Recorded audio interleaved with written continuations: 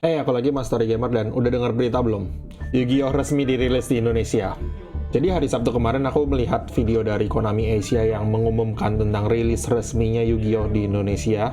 Dan pastilah kita punya banyak pertanyaan tentang rilisnya di Indonesia, implikasinya dengan semua itu. Akhirnya aku coba cari-cari informasi di website resminya Konami dan sayangnya informasinya terbatas.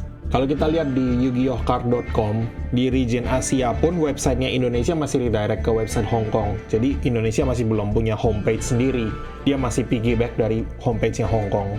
Untungnya di websitenya itu udah ada nama distributor resminya untuk Indonesia, yaitu PT JPB International Limited.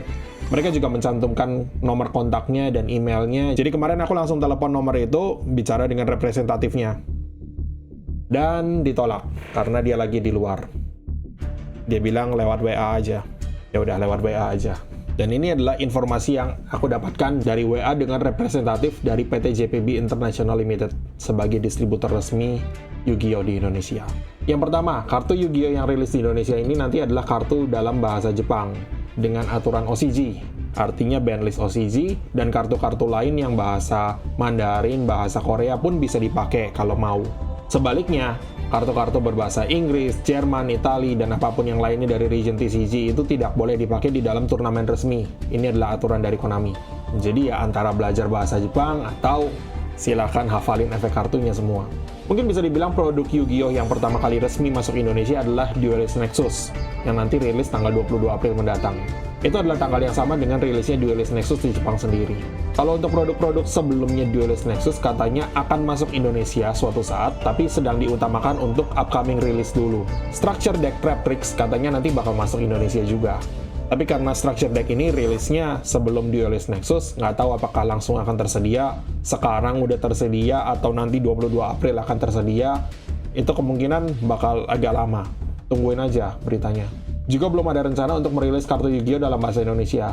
Menurutku ini disayangkan tapi juga masuk akal karena logistiknya kita aja, websitenya aja belum ada untuk Indonesia. Untuk rilis kartu Indonesia itu lebih ribet lagi daripada semua itu. Harapanku ya semoga kalau menguntungkan di Indonesia bakal dirilis kartu Yu-Gi-Oh dalam bahasa Indonesia supaya mempermudah kendala bahasa kalau misalnya kita turnamen harus pakai kartu bahasa Jepang. Kemudian kamu harus terjemahkan semuanya di tempat. Itu kan akan memakan waktu yang lebih lama untuk turnamen. Kemudian untuk toko berstatus OTS itu sedang direncanakan tapi nanti akan ada. Jadi kita punya turnamen resmi Yu-Gi-Oh di Indonesia di toko-toko berstatus OTS tersebut. Kita tahu bahwa turnamen yang resmi itu harus dilaksanakan di toko yang berstatus OTS. Kemudian ketika kamu ikut turnamen, kamu akan dikasih satu OTS pack sebagai hadiah partisipasi. Konami cuma akan mendistribusikan OTS pack tersebut ke toko-toko yang berstatus OTS.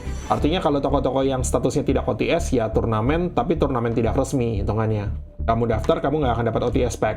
Sama juga dengan Judge Program. Itu sedang direncanakan, sedang dipersiapkan, tinggal tunggu update-nya.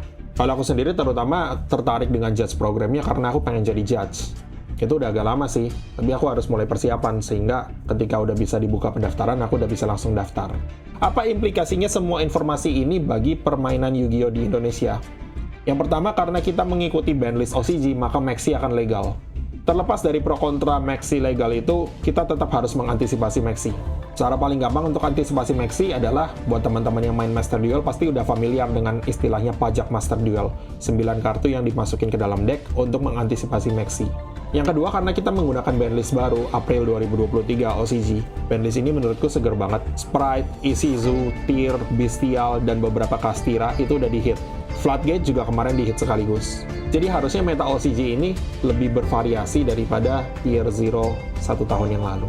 Ada banyak deck yang bisa dipakai untuk kompetisi. Yang lagi populer kan Vanquish Soul di OCG. Tapi selain itu, deck-deck lama pun masih kuat dan masih bisa menang. Exosister masih kuat. Sky Striker kemarin Kagari baru dilepas dari semi-limit. Buat teman-teman yang udah main duluan sebelum sekarang, pakai bandlist TCG, pakai kartu bahasa Inggris, sangat disayangkan kartunya tidak legal untuk turnamen resmi. Kalau cuma buat main sama teman-teman aja, nggak masalah harusnya. Tapi untuk turnamen resmi itu nggak boleh. Itu udah peraturan dari Konami. Di region TCG hanya boleh menggunakan kartu TCG, dan di region OCG hanya boleh menggunakan kartu OCG. Kita di region OCG. Sementara kartu bahasa Inggris itu region TCG. Dulu padahal di region OCG itu ada kartu bahasa Inggris. Asian English istilahnya. Tapi sejak beberapa tahun lalu udah nggak dicetak lagi. Jadi kalau kamu betul-betul mau nyari kartu bahasa Inggris yang legal, carilah kartu-kartu tua. Kartu-kartu yang baru, semuanya harus bahasa Jepang kelihatannya. Semoga dengan adanya distributor resmi Yu-Gi-Oh di Indonesia, kartu-kartu Yu-Gi-Oh itu bisa harganya semakin terjangkau, kemudian permainannya semakin populer, jadi kita bisa dapat kartu-kartu bahasa Indonesia sendiri. Tapi ya selagi kita nunggu itu terjadi, kita harus belajar bahasa Jepang. Karena turnamennya pakai kartu bahasa Jepang. Kalau untuk teman-teman yang baru pertama kali mau main paper, kemudian mau bikin deck pertama, disarankan menunggu structure deck Traptrix keluar, kemudian beli 3 itu, dan bikin jadi starter deckmu. Itu adalah starter deck yang budget dan kuat, terutama setelah Sprite, Ishizu, Tyr, Bestial dipentung semuanya. Kedepannya semoga metanya lebih bervariasi lagi, gak cuma Tier 0. Oke, itu aja update untuk hari ini. Gak usah terlalu panjang, kita cuma butuh informasi yang paling penting-pentingnya aja. Jangan lupa follow di sosial media dan join Discord-nya, link ada di bawah. Oke, makasih udah nonton, bye-bye.